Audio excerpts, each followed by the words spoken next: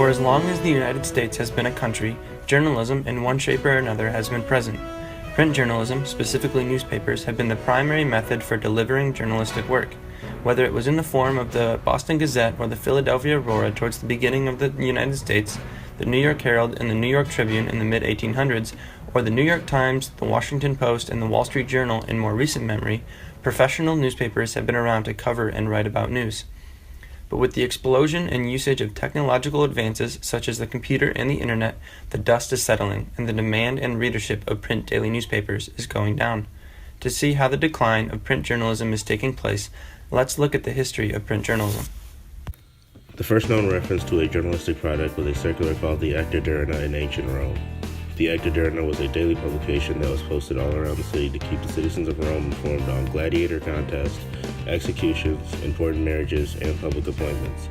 Similar publications to this also appeared in ancient China and in medieval Europe.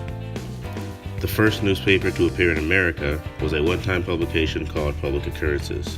It was created by a man named Benjamin Harris and was intended to be a monthly news series. However, the governor of Massachusetts at the time, William Phips, stopped it after just one issue due to the paper's slander of the British government. The first newspaper to actually survive long enough to gain a reputation was the Boston News Letter in 1704. It was started by a postmaker named John Campbell and was a staple of Boston News for 72 years. Around the time of the Revolutionary War, newspapers were common throughout all of the U.S. colonies. However, these newspapers would often take information from rival publications, which led to secondhand information that was almost always inaccurate and misquoted. It took a while for society to start to view journalism as a legit career path. It was perceived to be the preferred job for people who wanted to avoid doing actual work. As time progressed, journalists began to come together to try to get recognition for the hard work that they were doing. As a result, the American Newspaper Guild was created in 1933 to be a trade union and a professional organization for journalists. Journalism was officially recognized as an area of academic study in 1879 when the University of Missouri offered it as a 4-year course. Columbia University followed by offering journalism as a graduate program in 1912. As the United States would grow and experience the events of the rest of the 18th and 19th century, it wasn't until the 20th century when daily newspapers would reach its highest functioning capacity.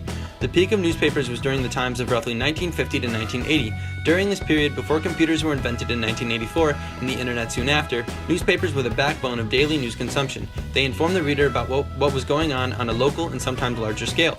Newspapers like the New York Times and the Washington Post are certainly daily newspapers and work to cover news mainly at a national scale, but they can't cover everything. This is where smaller scale and local newspapers come in, like the Detroit Free Press and the Grand Rapids Press, for example. They cover some national events but are able to cover local news to inform their readers about what's happening in their respective communities. Yet the number of daily newspapers across the country is declining, according to a graph on journalism.org.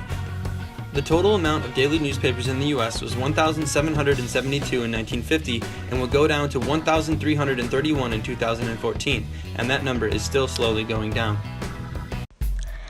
Radio existed in the 1890s. However, it evolved in 1920 with the broadcast of KDKA radio station, which became the benchmark of radio stations.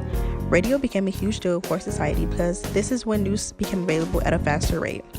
Radio affected the society by becoming intimate and immediate, meaning intimacy was created between society because they could listen to news within the comfort of their own home and space, and it was immediate because they did not have to wait until the newspapers got delivered for the news. Based on the human voice, radio is a uniquely personal medium, invoking a listener's imagination to fill in mental images around the broadcast sounds. Just as audience of the time were accustomed to seeing motion pictures without sound, they learned how to envision their own images to accompany audible dramas. By enlisting the support of the listener imagination, Golden Age radio combined with dialogue, sound effects, music, and occasional narration to paint images with sound. As we move on into later years is when television becomes more popular and begins to drown out print journalism due to visual aids.